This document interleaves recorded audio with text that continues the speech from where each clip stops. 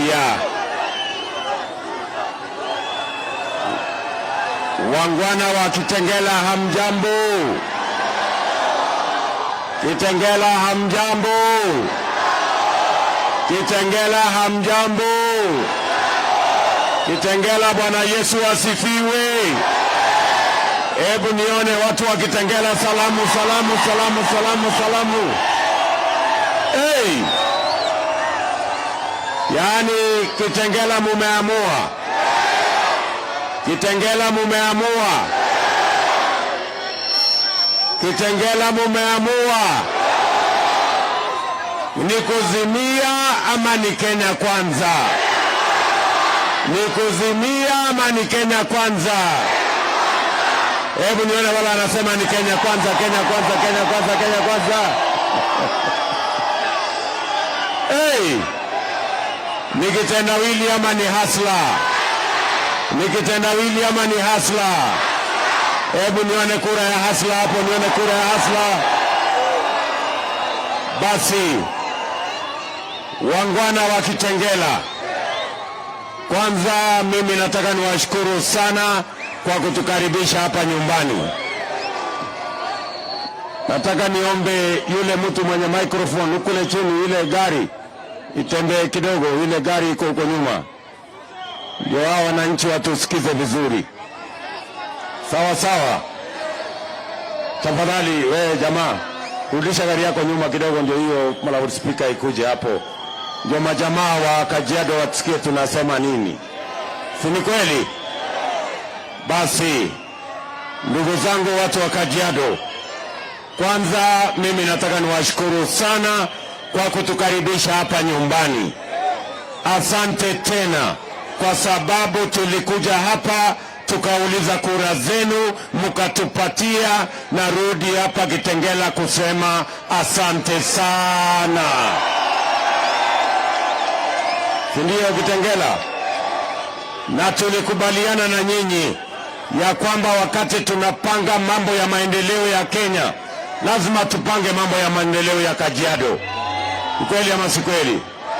Ndio sababu hapa Kajiado vile tunajenga barabara za Kenya, hapa Kajiado tumejenga karibu kilomita 300 ya barabara ya lami, barabara ya kutoka kule Ngong mpaka Mashuru mpaka ifike kule Isara, barabara ya kutoka Ngong mpaka ifike Suswa, barabara zile zingine zote za kutoka Bulbul kwenda Matasia, kwenda Rongai, kwenda mpaka Nazarene University. Hizo barabara zote tumetengeneza kwa sababu tumesema wakati mambo ya maendeleo inapangwa Kenya, lazima ipangwe hapa Kajiado County. Ni kweli watu wa Kitengela? Vile vile tulikubaliana na nyinyi ya kwamba wakati tunapanga mambo ya kuunganisha stima Kenya, lazima tupange ya Kajiado vile vile. Hapa Kajiado County 2013 watu wenye walikuwa na stima walikuwa watu 30,000, lakini leo tumefikisha watu 150,000 tumewaunganishia stima. Na mimi nawaambia wangwana wa Kajiado, hiyo program ya kuunganisha stima haitasimama mpaka tufikishe stima kwa nyumba ya kila mwananchi. Kajiado mnanielewa jameni? Kajiado mnanielewa? Tukasema vile vile wakati tunapanga mambo ya elimu ya watoto wa Kenya, lazima tupange elimu ya watoto wa hapa Kajiado County. Na ndio sababu tumejenga technical training colleges 3 mpya. Tumejenga ya hapa Kajiado West, ya Kajiado East, tumejenga ya Kajiado West, tumejenga ya Kajiado North, imebaki moja peke yake, kwa sababu tunataka vijana wa Kajiado wapate nafasi ya kusomea ufundi, teknolojia na taaluma zingine. Ndio wakati tunapanga ajira ya watoto wa Kenya, watoto wa Kajiado wako katikati yao. Tunaelewana jameni? Kajiado tumeelewana? Vile vile tukasema wakati tunapanga mambo ya matibabu ya Kenya, lazima tupange mambo ya matibabu ya hapa Kajiado County. And that is why tumeweka equipment katika hospitali yenu ya Kajiado Town ya milioni 400. Hamukukuwa na ICU, leo mko na ICU. Tumeweka equipment kule Loitoktok ya karibu shilingi milioni 200. Ndio matibabu mnayotaka kama wananchi wa Kajiado zipatikane katika kaunti yenu, kwa sababu tunatafuta usawa katika taifa letu la Kenya. Kajiado tunaelewana? Kajiado tunaelewana? Lakini ndugu zangu watu wa Kajiado, leo tumefika hapa kwa sababu mnajua tarehe 9 mwezi wa 8 tuko na kibarua. Nauliza nyinyi watu wa Kajiado, mko na habari ya tarehe 9 mwezi wa 8?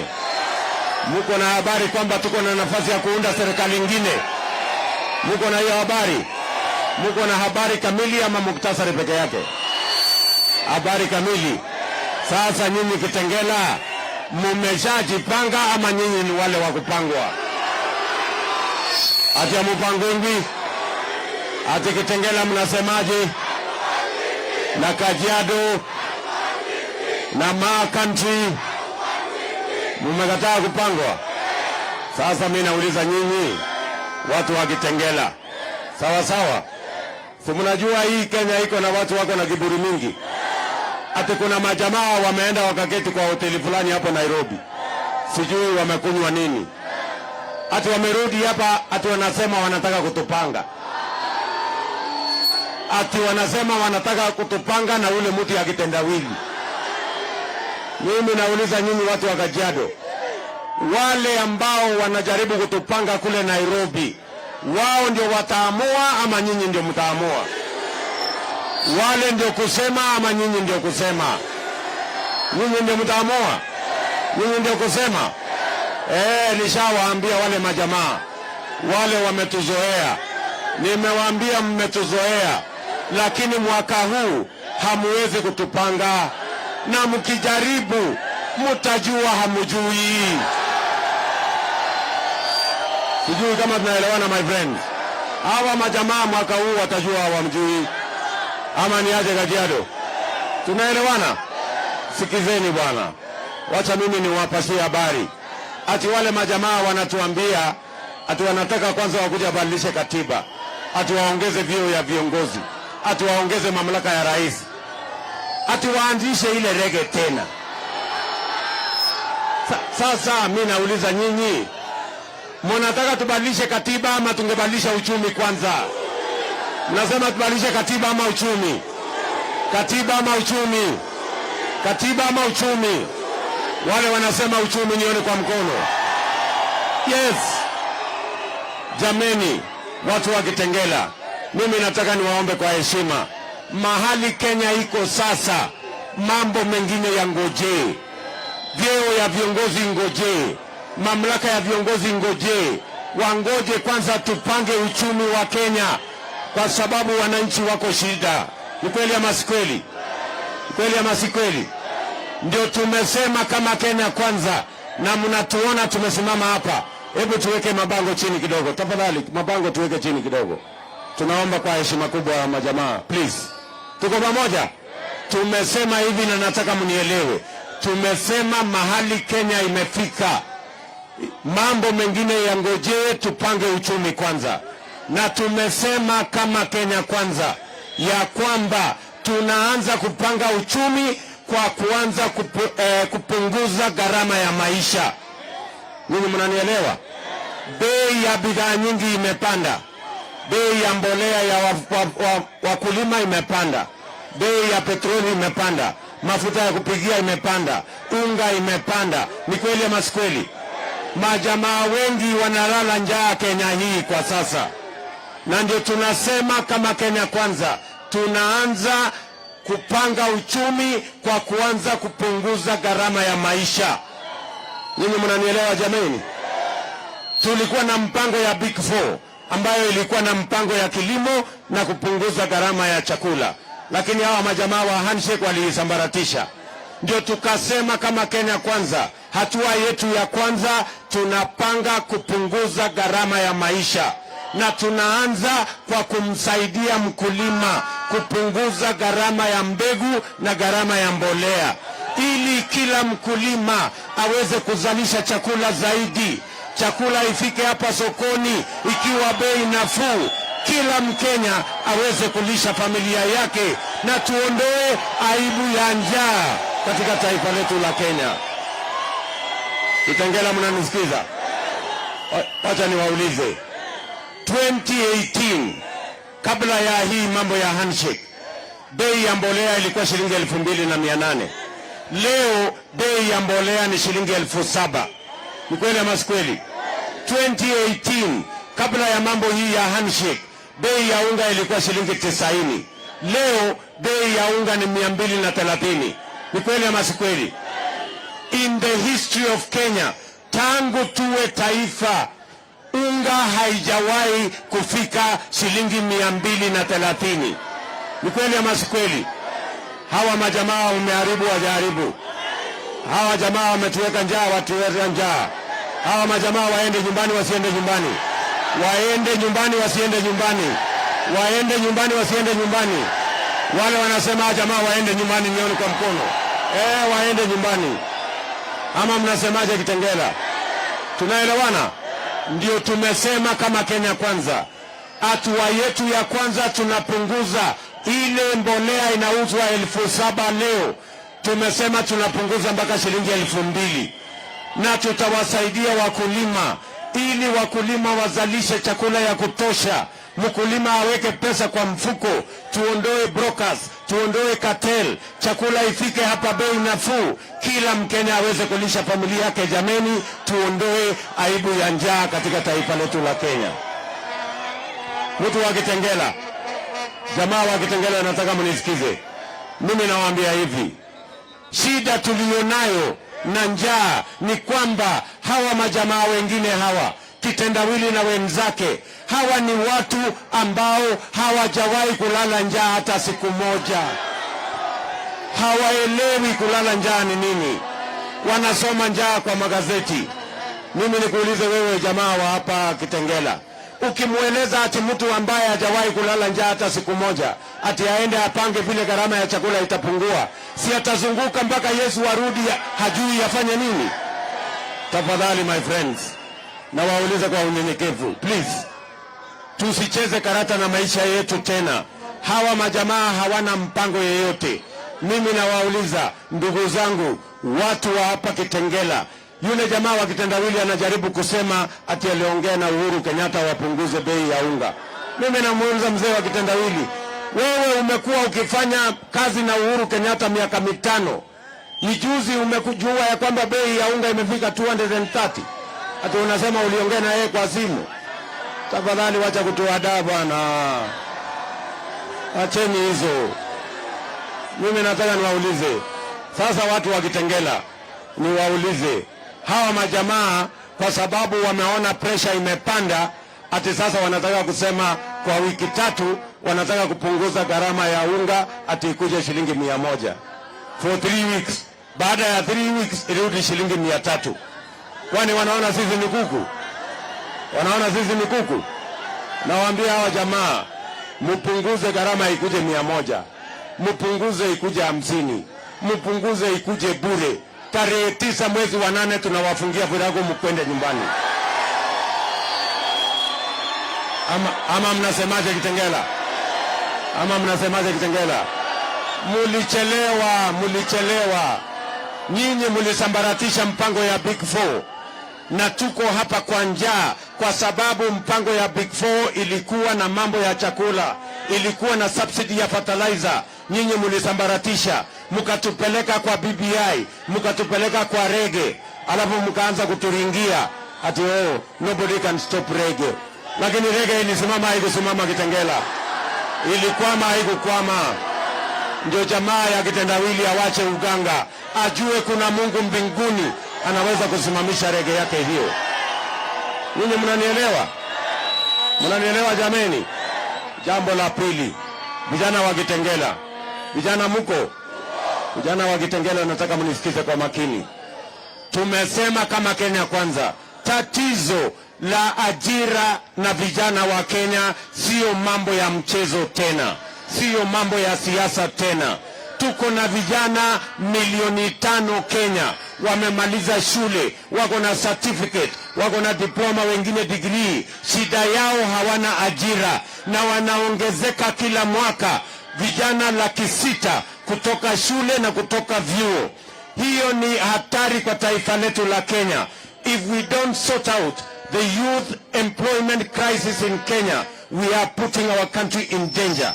Mimi nataka niwaulize wazazi, hawa vijana jameni, si ni watoto wetu? Sisi ndio tumewalea na kuwasomesha. Hawa vijana tusipopanga ajira, wawe ni wa kurandaranda hapa, wawe kwa madukani hapa, si hawa vijana watapotea jameni? Na wauliza wazazi vile na wauliza vijana. Kama Kenya Kwanza tumesema hivi, kwa sababu ya tatizo ya ajira, sio mpango tuko nayo, tuko na mpango maalum. It is not enough to have a plan. We have a Marshall Plan on how to employ these young people. Na tumesema tunaweka bilioni 200 kwa textile industry, manufacturing, agro-processing, leather industry, value addition, housing. Ndio tupange ajira ya hawa vijana ili kila kijana asimamie familia yake na atusaidie kujenga taifa letu la Kenya. Jameni, nawaomba watu wa Kitengela, na pengine nataka nirudie. Let me repeat.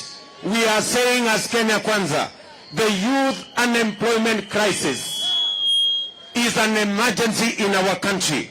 If we do not sort it out, our country is in danger. And that is why we are saying it is not enough to have a plan.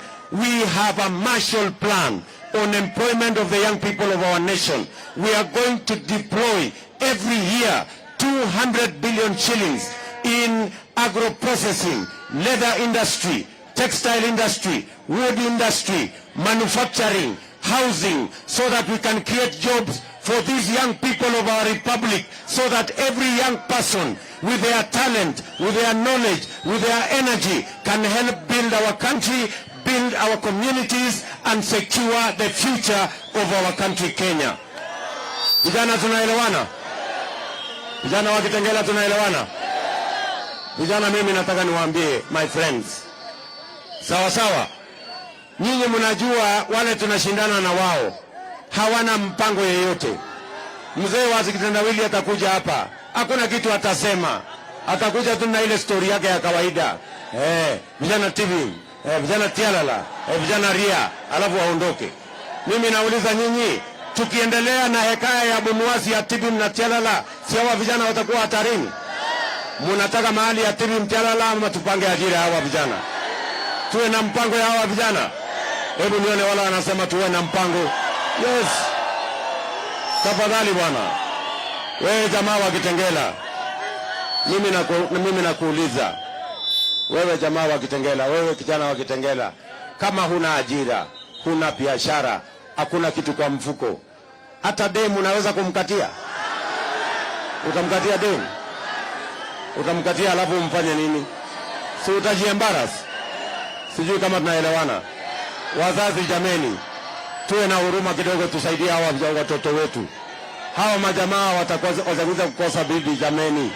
Tupange ajira, hawa vijana wajisimamie. Ama mnasemaje Kitengela?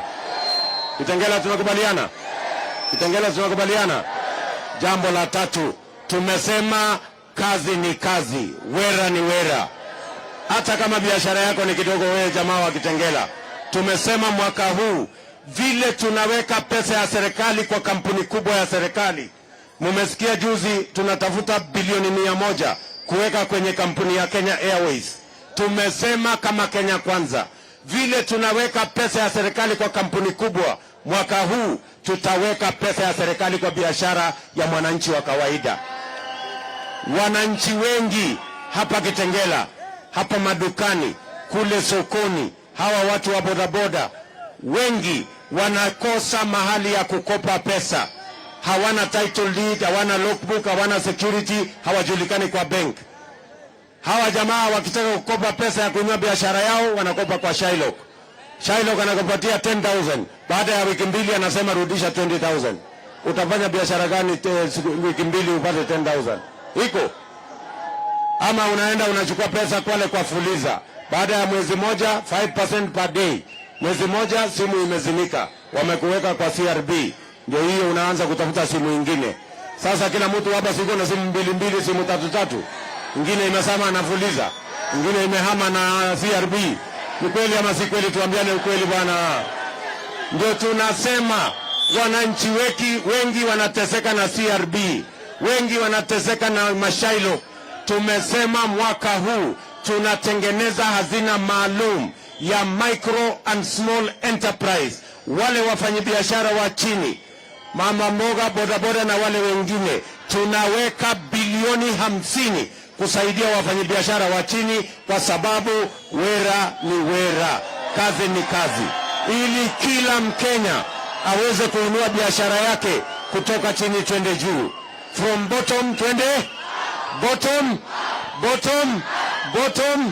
Wangapi wanakubaliana na sisi bottom up? Yes, ama namna gani wazee? Tunaelewana? Na jameni, msikubali watu wadharau biashara ya wengine. Unajua hii Kenya kuna watu wako na kiburi mingi. Hawa majamaa wa kuzimia, kama hatungesimama kidete, walikuwa ati wanataka kufunga biashara ya bodaboda ati kwa sababu ati kuna wakora wengi. Juzi mumesikia jamaa wa Kitendawili ati anataka kufunga biashara ya mtumba ati wanauza nguo ya maiti. Hawa watu wako na madharau ama hawana madharau? Ndio tunawaambia hawa majamaa, please, mzee wa Kitendawili, punguza kidogo madharau. Hata kama kwenu mulivalisha suit mkizaliwa, sisi wengine tunavaa mtumba, lakini sisi si wakimbizi, sisi si wageni wa mtu, sisi ni Wakenya. Na mtakuja kutuzoea kwa sababu hatuendi mahali. Kwani kuna mtu atahama kwa sababu anavaa mtumba? Si tuko hapa Kenya? Si hawa jamaa watatuzoea ama namna gani? Tunaelewana jameni? Jameni, punguzeni bwana Kitendawili, punguzeni madharau kidogo. Hata sisi tunaovaa mtumba sisi ni Wakenya. Ama mnasemaje Kitengela? Mimi nauliza nyinyi. Si mimi nasimama hapa leo, William Ruto mimi, si nimelelewa na mtumba? Lakini kwa sababu kuna Mungu mbinguni, mimi leo ni naibu wa rais wa Jamhuri ya Kenya. Watu wawache. Kwani kuvaa mtumba ni dhambi? Kuvaa mtumba ni dhambi? Please, tuheshimiane kidogo bwana. Na hawa jamaa wakizidi, tutakutana na hao kwa debe. Tuone huko kwa debe kama kuna kura imevalishwa nguo ya mtumba. Kwani kwa debe kutakuwa na nguo, kuna kura imevalishwa nguo ya mtumba? Sikura ni kura. Sikura ni kura. Tunakubaliana Kitengela? Mnakubali tutembee pamoja? Kitengela, mnakubali tutembee pamoja? Jambo la mwisho mimi nataka niwaulize kwa unyenyekevu. Tumesema tutakuwa na bima ya afya ambayo itasimamia malipo ya hospitali ya kila Mkenya. Nyinyi mnaolipa shilingi 500, tumesema tutapunguza ikuje shilingi 300. Na wale ambao hawana uwezo kabisa ya kulipa, tutawalipia kama serikali ya Kenya. Ndio kila Mkenya aende hospitali, atibiwe, apatiwe dawa na aende nyumbani bila ya kuulizwa pesa yoyote, kwa sababu gharama yote ya hospitali italipwa na bima ya afya ambayo itasimamiwa na serikali ya Kenya. Kitengela, tumekubaliana? Kitengela, tumekubaliana? Ndio mimi nimekuja hapa na hawa ndugu zangu. Tumekubaliana na Musalia Mudavadi yuko hapa. Tumekubaliana na Manueta yuko hapa. Tumekubaliana na Rigathi Gachagua yuko hapa. Tumekubaliana na Moses Kuria yuko hapa. Tumekubaliana na JB Muturi, speaker wetu, yuko hapa. Sote tumekubaliana ya kwamba lazima tutengeneze Kenya ambayo inawafaa wa Kenya wote. Na ndio tumekuja hapa kuuliza kura yenu jameni, watu wa Kitengela. Mimi nimekuja kuuliza kura yenu. Mtatupatia kura yenu Kitengela? Kitengela, mtatupatia kura zenu? Tunajua hapa Kitengela tuko na matatizo ya maji. Si ni kweli? Hapa Kitengela tuko na tatizo la maji. Tayari tumetengeneza mfereji kutoka Kiambu inapita hapa airport, na tutahakikisha hiyo mfereji inafika hapa, sio ya kwamba inaenda EPZ peke yake. Lazima ikuje Kitengela ndio tuwe na maji ya kutosha hapa Kitengela, kwa sababu Kitengela sasa imekuwa city. Kweli ama si kweli? Kweli ama si kweli? Sasa Kitengela, si mnajua mashindano ni kati yangu na ule jamaa ule wa risasi moja, ama Mko na hiyo habari? Ule jamaa wa kitendawili sio? Sasa mimi nauliza nyinyi. Hiyo mashindano mkipima ni mashindano ya sura na urembo ama ni mashindano ya kazi?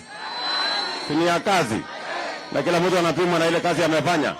Hapa Kajiado, mimi nikiwa naibu wa rais, tumejenga kilomita 300 ya lami. Si tumetengeneza barabara zenu kutoka kule Ngong mpaka Mashuru mpaka Ishara. Hapa Kajiado mulikuwa na watu 30,000 walikuwa na stima. Leo tuko na watu 150,000. Mimi mwenyewe nimekuja kuhakisha part of those program ya electrification. Ni kweli ama si kweli? Leo mko na equipment kwa hospitali yenu ya Kajiado ya milioni 400. Ni kweli ama si kweli? Tumejenga technical training colleges 3 mpya hapa Kajiado, ya East, ya West na ya North. Ni kweli ama si kweli? Kazi ya bwana kitendawili hapa Kajiado iko wapi? Si alikuwa prime minister? Kazi yake hapa ya kitendawili Kajiado iko wapi? Kuna barabara ametengeneza? Kuna stima ametengeneza? Kuna maji amepanga? Masomo ya watoto wenu alishughulika? Hata sadaka peke yake ya kanisani mumesikia amekuja mahali popote na sadaka? Sasa mimi nauliza nyinyi watu wa Kajiado, nauliza nyinyi, mko tayari jameni tuunde hii serikali pamoja? Kura yenu ni ya kitendawili hana kazi ama kura yenu ni ya huyo Hasla mmeona kazi yake? Hebu nione kura ya Hasla hapo, nione kura ya Hasla, nione kura ya Hasla. Harambee! Harambee! Harambee! Na mimi nataka niwaambie, si mnajua ya kwamba hii uchaguzi imeisha? Si mnaona hawa jamaa wameanza kuhangaika? Juzi kitendawili alituambia anataka manual register. Siku ile ingine alikuwa anasema hataki manual register. Ni kuchanganyikiwa, si kuchanganyikiwa? Ndio huyo amesema hana imani na IEBC. Jana mumesikia ya kwamba wameenda ati wakafanya arrest ya watu wa IEBC.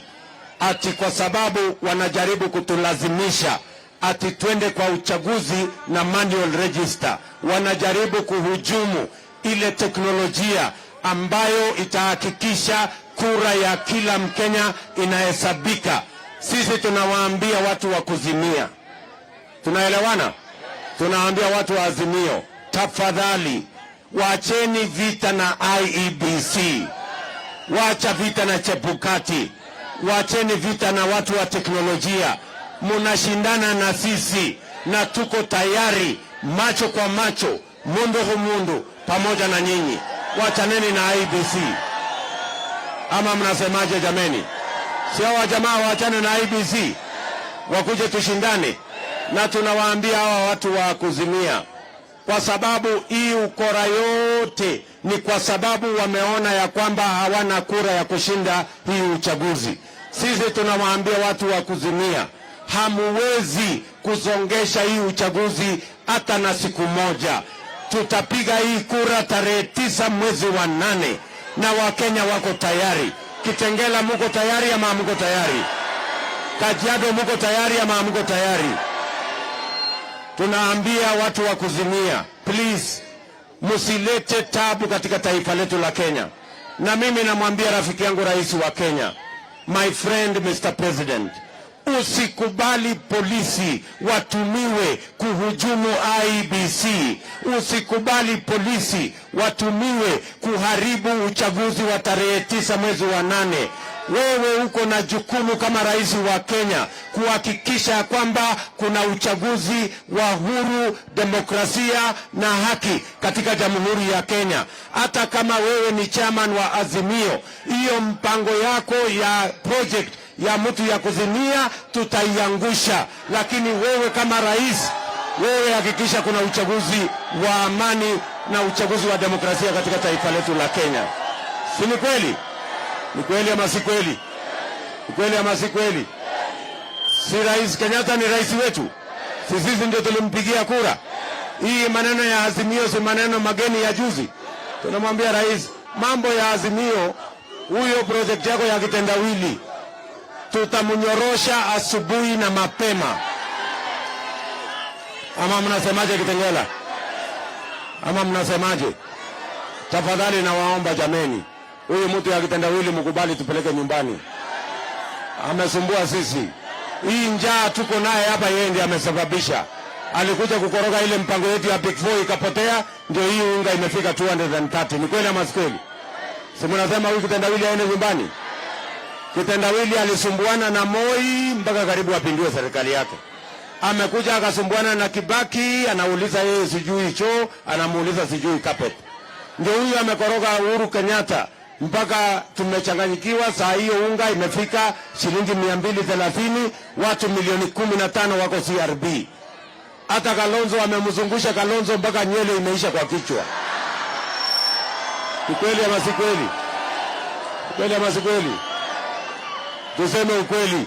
Si huyu mtu amehangaisha Kalonzo? Mara unajua Kalonzo amemuunga mara 2 mkono.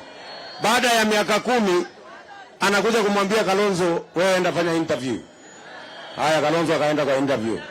Haya, jina yako Kalonzo Musyoka. Umesoma mpaka darasa ngapi? Sasa mimi nauliza, madharau hii si madharau? Sasa mtu amekuunga mkono miaka 10, umesahau jina yake, unakuja kumuuliza ati jina yako ni nani? Sio ni madharau? Ni madharau, si madharau? Mwisho maajabu, mwisho akamwambia Kalonzo, umeanguka interview. Sasa iko tabu hii Kenya. Ndio kama nini? Tunaelewana jameni? Si huyu mtu amehangaisha Kalonzo?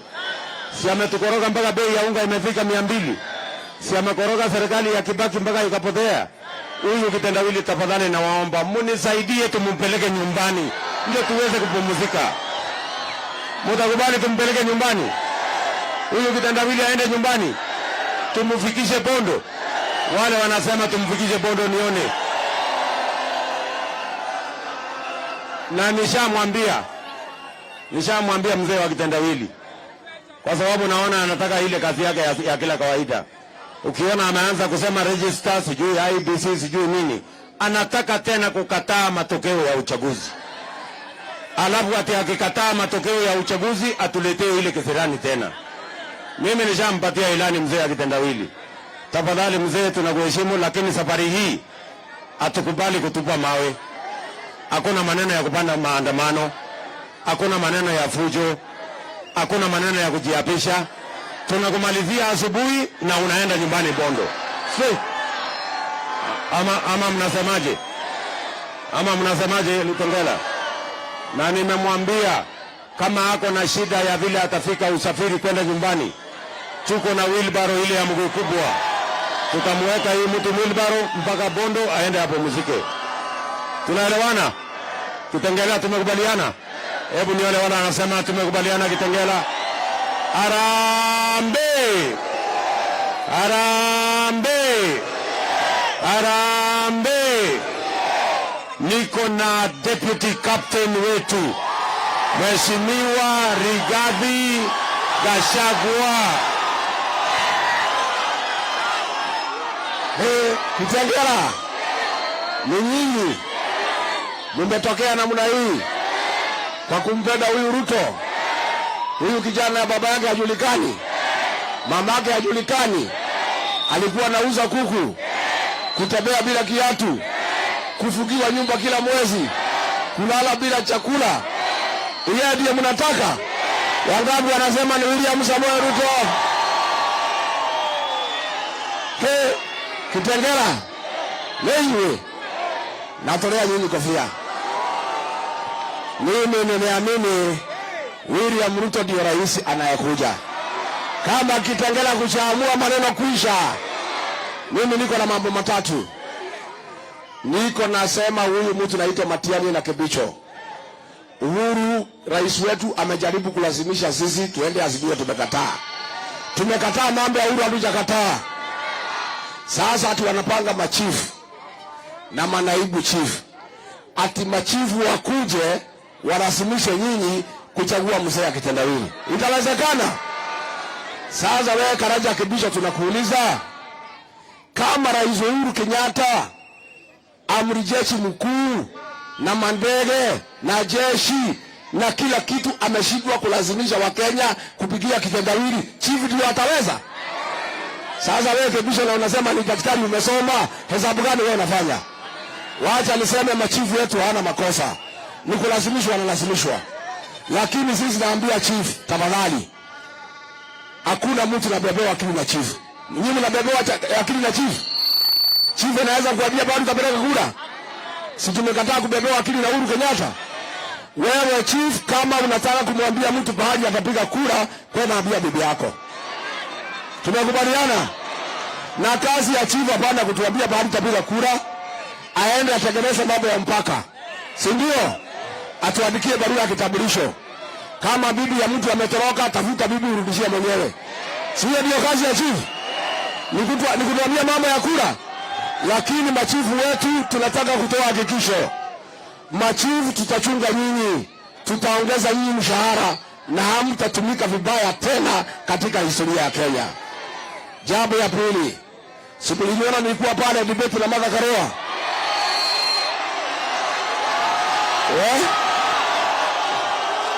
Ilikuwa sawa? Tulimnyorosha hadi kumnyorosha. Tulimnyorosha hadi kumnyorosha. Sasa sikia. Jumanne hii inakuja. Debate yenyewe ya hasara na mzee Kitendawili. Simunangojea. Sasa Kitendawili ameanza sarakasi. Sikiza hapa. Ameanza kuigiza baridi. Unajua hiyo debate munaongea dakika 90 kama umesimama. Kwa sababu hii debate ni ya kuangalia mambo gapi? Uzima ya akili na ya mwili. Si ndio? Sasa hii mzee ameandika barua ati anaomba wafanye debate na William Ruto kama amekaa chini. Mtakubali? Tungetaka kumwambia bwana Kitendawili, hakuna debate itafanywa kama umekaa chini. Debate mtafanya na William Ruto kama umesimama dakika 90. Si ndio? Na tunamwambia kiongozi wetu William Ruto, tafadhali rais wetu wa 5, usikubali kufanya debate kama umekaa chini. Tunataka wewe usimame, Kitendawili asimame dakika 90, tujue ni nani anaweza kuongoza Kenya. Tumekubaliana? Tumepitisha hiyo. Lakini akiinsist lazima akae chini, William Ruto asimame. Ndio Wakenya waone nani anaweza kuongoza nani. Lakini nyinyi mkipima, hiyo mzee anaweza kusimama dakika 90. Anaweza? Haya, mambo ya tatu na ya mwisho. Watu ya Kitengela, mko tayari? Tarehe 9 mtaamuka mapema saa ngapi? Hadi saa 12. Bana, mtachelewa. Wacha nikwambie, mpango ni huu. Adui ya Wakenya ni wawili. Ya kwanza ni shetani, ya pili ni mzee ya kuzimia. Lazima tuamuke kabla ya shetani kuamuka na mzee ya kuzimia. Na tumeambiwa na wanabii wetu, shetani anaamuka saa 11. Sasa tunataka tuamuke saa 8, masaa mawili baada ya shetani kuamuka. Naye mzee ya kulala, mzee ya kungorota, mzee ya kuzimia anaamuka saa 5. Tunataka kabla amuke, tumeamuka, tumepiga kura, akiamuka kura imeisha. Tumekubaliana? Alafu hao maafisa wetu ya polisi, tumepanga maneno yao. Hao polisi ni watoto wetu. Najua tumesuguana na hawa. Na tumesuguana na hawa kwa sababu hata hawa wako na njaa. Si ndio? Tangu Mwai Kibaki aondoke, hakuna nyongeza ya mshahara. Gharama ya maisha imeenda juu. Gharama ya maisha imeenda juu. Sasa ndio wanatafuta kitu kidogo. Tumeambia polisi namna hii, nyinyi polisi ndani ya siku 100 tutaongeza nyinyi mshahara mpate kitu kikubwa. Lakini mkuwe wangwana, mkipata kitu kikubwa, mambo ya kitu kidogo muachana naye. Tumekubaliana? Tena tunataka hao polisi tuwatengeneze maisha yao ikuwe mzuri. tubadilishe kazi ya polisi kuwe kama Amerikani, ambaye polisi ni rafiki ya raia. Kazi ya polisi ni kulinda biashara, sio kuhangaisha biashara. Kazi ya polisi ni kusaidia Wakenya, sio kuhangaisha. Tukiwasaidia, tukifika Januari tulainishe hawa polisi, tutanunua magari, tuweke petroli. Ukipatana na yeye usiku, kama umekunywa moja bili ya kutafuta usingizi, akikuweka kwa Land Cruiser, asikupeleke police station, akupeleke nyumbani kwa bibi yako ukapumzike. Harambee! Harambee! Mtatuchagulia gavana wa bottom up. Huyu Katoo na Metito. Wacha tuone kura Katoo na Metito, kura Katoo. Tumekubaliana? Tumekubaliana? Nyinyi ni watu ya chama gani? Nyinyi ni watu ya chama gani? Ile ya Rigathi Gachagua, ile ya mere Seneta, ile ya William Ruto. Huyu mere Seneta mtaangalia mambo yake. Hako sawa, hako sawa. Wapi kura ya mere Seneta, kura ya mere Seneta? Harambee! Harambee! Mheshimiwa naibu wa rais, kiongozi wetu, tafadhali, tukimaliza huu uchaguzi, hii mzee yake Kithure anasema ataleta fujo. Wewe tafadhali fanya kazi ya uchumi tulikupatia. Wewe kaa kando. Mimi niko. Dede Nyoro wako. Moses Kuria yako. Hii mzee akitandawiri tutadile na yeye. Na mimi nikwambia wewe mzee akitandawiri, ulishindwa na Mwai Kibaki 2007 ukaleta shida. Akakuleta ndani ya serikali. Mwaka 2017 ukashindwa na Uhuru Kenyatta. Ukauzia yeye uoga. Akanunua kwa sababu ni mtoto ya Serelak. Wacha nikuambie, wakati huu utaonana na watoto ya maumau wale mzee Kitendawili. Tumekubaliana? Kitendawili aende nyumbani asiende. Aende nyumbani asiende. Na rais wetu wacha kulalamika. Hata unaambiwa na Wakenya umaliza uende. Sio sisi tunakuambia ni katiba. Si ni katiba? Lakini pia Wakenya wamechoka vile umeharibu Kenya na umeharibu uchumi. Na wanakuambia hata wewe ujitayarishe kwenda nyumbani. Na ukienda nyumbani ubebe mzee yako akitendawili, ushike mkono, mwende nyumbani pamoja. Asanteni sana. Aya, wacha nimuite umwami Musalia Mudavadi. Wape nduru ya madividi.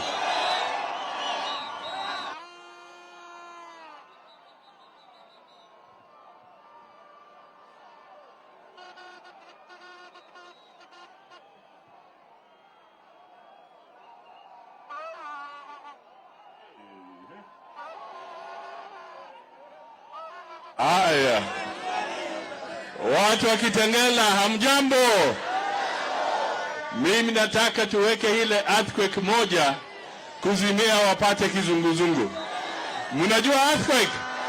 Weka mkono juu, kunja, zungusha, tingiza, sema earthquake, earthquake, earthquake.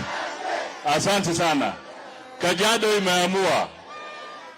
Neno la kwanza, tarehe 9 rais wa Jamhuri ya Kenya atakuwa nani?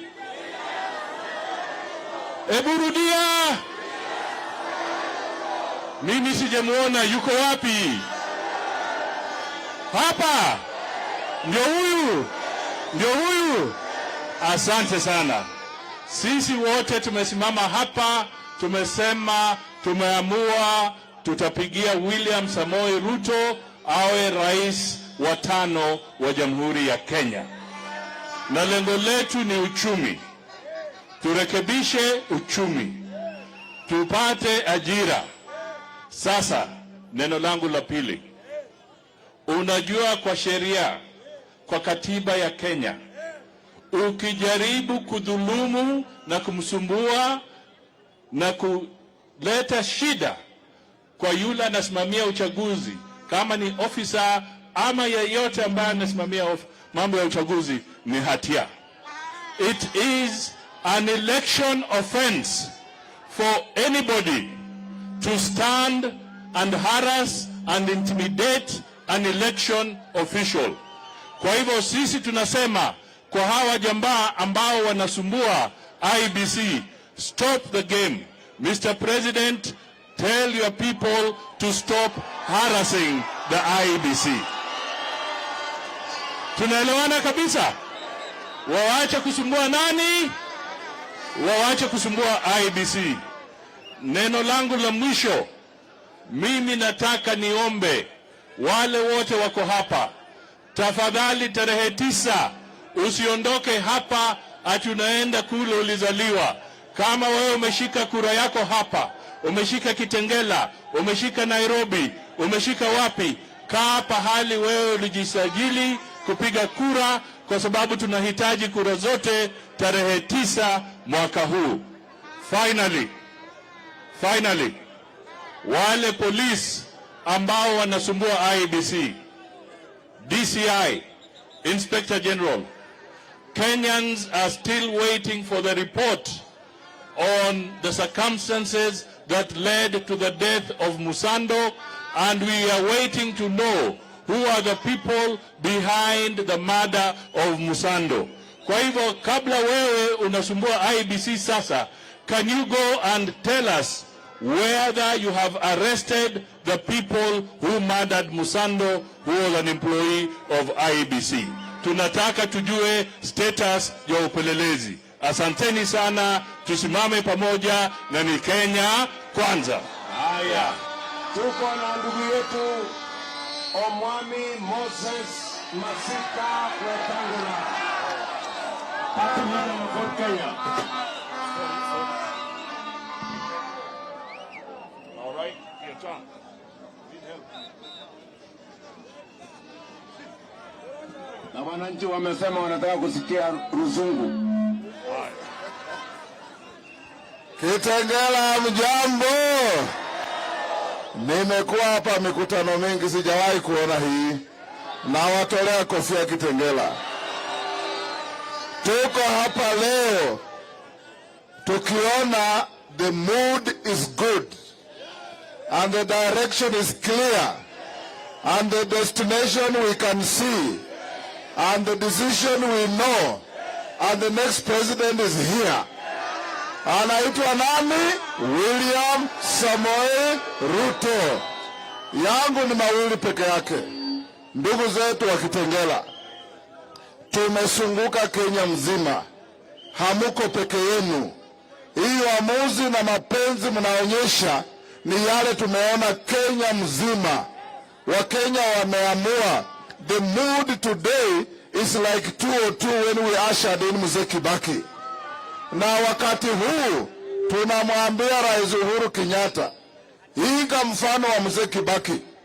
Staafu polepole, ufunge virago, uende nyumbani, tutakupa pension yako upumzike. Wachana na huyo mzee. Sisi tutaonana na yeye mundu humundu. Tutaonana na yeye mundu. Jambo la pili na la mwisho, Mr. President, you are the commander-in-chief of the forces of Kenya. And in so doing, you have captured the independence of the IG. And you are now using the police to harass, to intimidate, and to frighten IEBC. Omwami Chebukati, tunakuambia, usitishike, fanya kazi yako kikatiba, and deliver a credible, verifiable, democratic, free and fair election kwa watu wa Kenya. Mnakubaliana na hiyo? Wacha nione kura ya William Ruto hapa. Wale watu wa Ingo mko hapa? Wacha nione watu wa Ingo. Kule Ingo tumeamua. Huyo mzee alikuwa huko jana, akaangalia watu wachache kama baraza ya chief. Akaanza kubabaika, anaambia watu at shame on you, shame on you, shame on you, shame on you kitendawili. We are going to teach you a lesson on the 9th of August 2022. Kura ni William Samoei Ruto. Murio mnoko. Aya, Moses Kuria, 1 minute. Wapi mbona ya Moses Kuria? Hey, hey. Hey, hey. Kitengela mjambo. Tusalimie kwa mkono Kitengela. Basi tumekuja, lakini nimeshangaa kwa sababu tulikuwa tumeambiwa na kitendawili ati nyinyi watu wa Kajiado ni watu wa kuzimia. Na mimi nimeona nyinyi sio watu wa kuzimia. Niwaambie mimi na Rigathi Gachagua na JB Muturi tumezunguka mlima mzima na kura ya kuzimia mlima haijafika 2%. Na hata hiyo 2% nimeitisha list. Wengine tuwazungumzie, wengine tuwapeleke kwa mental hospital huko Madara. Wapi mtu ya mic? Wananchi huko hawasikii. Wapi mtu ya mic hapo? Panga hii mic hapa. Wewe mtu ya mic. Tunasikizana? Basi Moses Kuria kuja simama hapa. Haya. Kuja simama hapa. Haya, meanwhile, wacha nimuite Katoo ule Metito. Watu wa Kitengela mjambo. Mjambo wote. Kwa sababu wageni wetu bado wanaenda Narok na tumekuwa nao Namanga. Mimi nachukua tu nafasi hii kwa unyenyekevu kuomba kura zenu kwa nafasi ya ugavana ya Kajiado County. Tuje tushikane na Mheshimiwa William Ruto kwa mambo ya maji ya Kitengela, mambo ya hospitali na mambo ya barabara zetu pale ndani. Lakini kwa yote tufanye kwa amani na upendo. Mungu awabariki sana na awabariki sana. Haya, tuko na Mama Mary Seneta awasalimie. Watu wa Kitengela mjambo. Leo naona Kitengela wameamua. Kajiado East wameamua. Mheshimiwa Naibu wa Rais, watu wa Kitengela wako na matumaini kwamba utakapoingia mambo ya maji, mambo ya barabara ya Ngurunga kwenda Twala, mambo ya Kajiado Namanga Old Road, mambo ya soko ya wamama utahakikisha tumemaliziwa. Kitengela watapata maji. Watu wa Kitengela mko? Mimi ninaomba kura zenu kwa unyenyekevu mkubwa sana na kwa heshima kuu. Mwisho nikimalizia, Kitengela tunaishi makabila yote ya Kenya. Mimi ninawaomba tufanye siasa ya amani, tufanye siasa ya kuuza sera na sio kabila. Asante.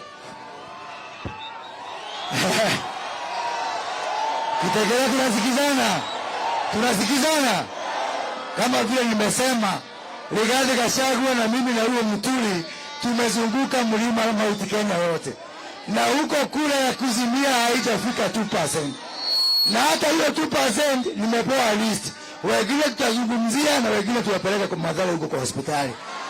Ninyi ni watu wa Kenya Kwanza ama wa kuzimia? Amejotoa yuzalia. Natoa yuzalia. Haya notore. Toiga aterere. Maanga ika moza Kitengela. Kemozo kile tikona na kule moya ndio itaweko huyo. Natoa yuzalia. Nimwambia Rigathi Gachagua. Necha baka atijaba. Nimwambia wako za kujire mtumia wa maanga yego. Alamo kwa kwa jogo. Leo wanatoa mtaka Iron Lady. Atana hiyo debate. Akele kia mtaka wa gari kuna hiyo ni. Ndio yako za kujire. Alafu nenda kumweleza hapo tafadhali. Nimekuwa na Katoo. Nimekuwa mwakula. Nimekuwa Katoo kula. Please motika akuzimia kula na mwe. Mwizo kebeleke ule toka hilo kia. Gazie bodo. None na uwe mwe. Kata wewe ko uwe. Wewe ala kebeleke kana take. Kwa mwe ro na uwe. Betana diere. Javu la hivi na uwe. Deke makaga le. Leo Jetigalia kaida mali na mwekea. Asante sana. Niko na mbunge wa Kiharu. Anaitwa Ndindi.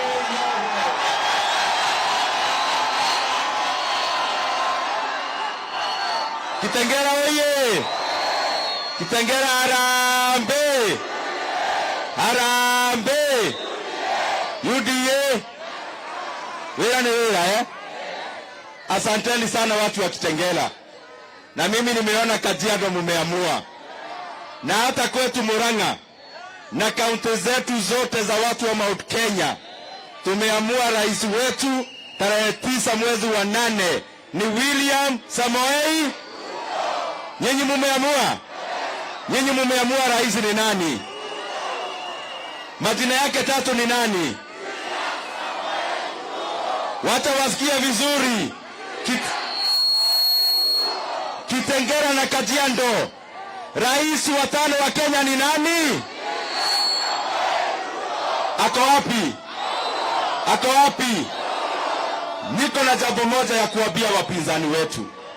Rais wetu Uhuru Kenyatta, you have a constitutional duty ya kuleta Kenya pamoja na kuweka usalama katika nchi ya Kenya. That is a constitutional duty.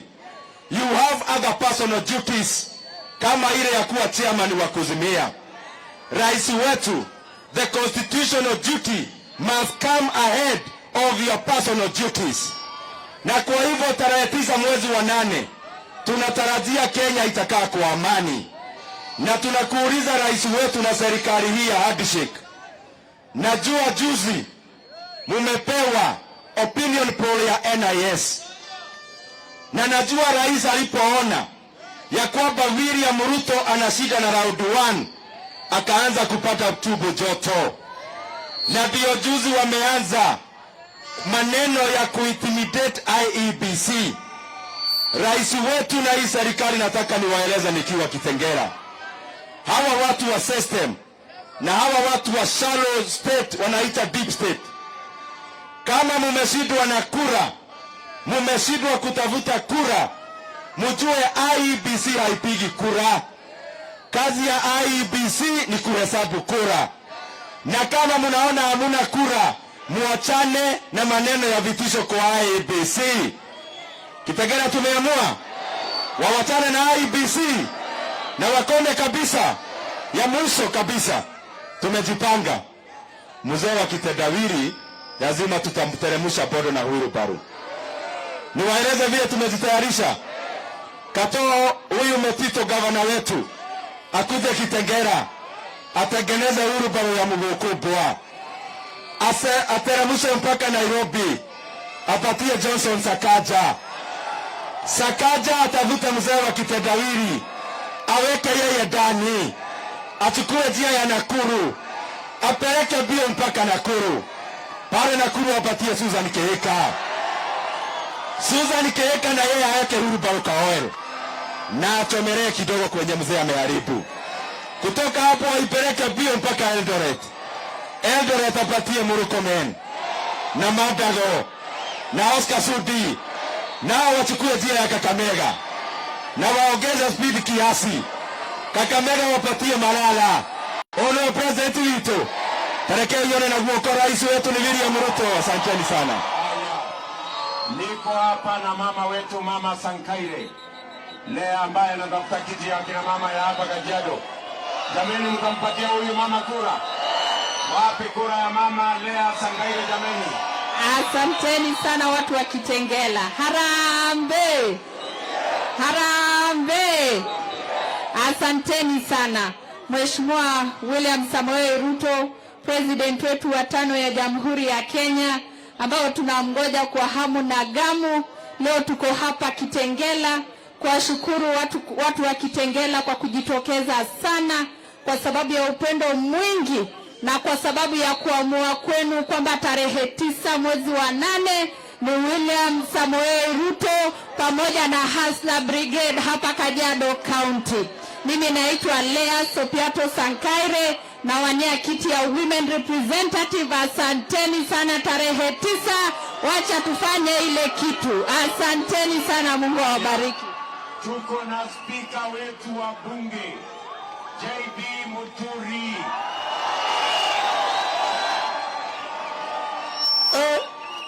Kitengela oye! Order! Order Kitengela. Kitengela, ninaona kama mmeamua.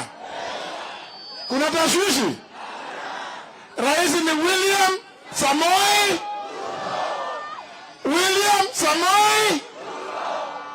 tarehe 9. Mimi nataka kusema jambo moja tu.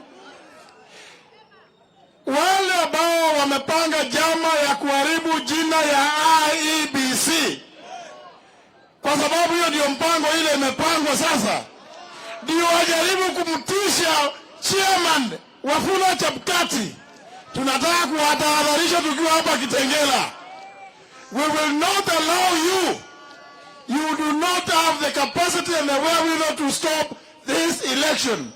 Kenyans are determined, and Kenyans will go to the polls on the 9th of August. Sasa kwa sababu watu wa Kitengela naona kama mmeamua hii maneno, si tumalize hapa. Ati tarehe 9 mwezi wa 8, rais wa Kenya William Samoei Ruto has that opinion, say aye. As many of the opinion say no. The eyes of it. Asanteni sana, Mungu awabariki nyote. Haya, tuko na Alois pale pia anatafuta kiti ya MCA. Na tuko na Said pia anatafuta kiti ya mbunge. Tuko na Marush anatafuta kiti ya MCA hapa. Na tuko na Mato anatafuta kiti ya MCA ya pande hiyo. Haya, 1 minute my friend, kwa sababu ya masaa. Huyu anaitwa Seki. Wapi ndio ya Seki anatafuta kiti ya Seneta. Asante sana mheshimiwa. Hamjambo watu wa Kitengela. Hamjambo tena. Mimi ni Kanar Seki. Natafuta kiti ya Seneta Kajiado County. Na ninajua kwamba tumeamua kama watu wa Kajiado ni hustler nation. Ama namna gani? Na waomba kura yenu tarehe 9 pamoja mwezi wa 8 pamoja na timu yote ya hustler. Mungu awabariki sana. Asanteni sana. Ndugu zangu watu wa Kajiado, kwa sababu ya masaa sana kwa kutusikiza. Asante sana kwa kutukaribisha hapa nyumbani. Mjue tunawapenda sana. Tunawatakia baraka ya Mungu. Mwadhani ya muradhime. Mungu awabariki sana. Asanteni Kajiado, na tunawapenda, na tarehe 9 tuko pamoja na nyinyi. Asanteni sana. God bless you. And we love you, the great people of Kajiado and the great people of Kitengela. Thank you very much, and may the good Lord bless you. Mungu awabariki sana. Thank you.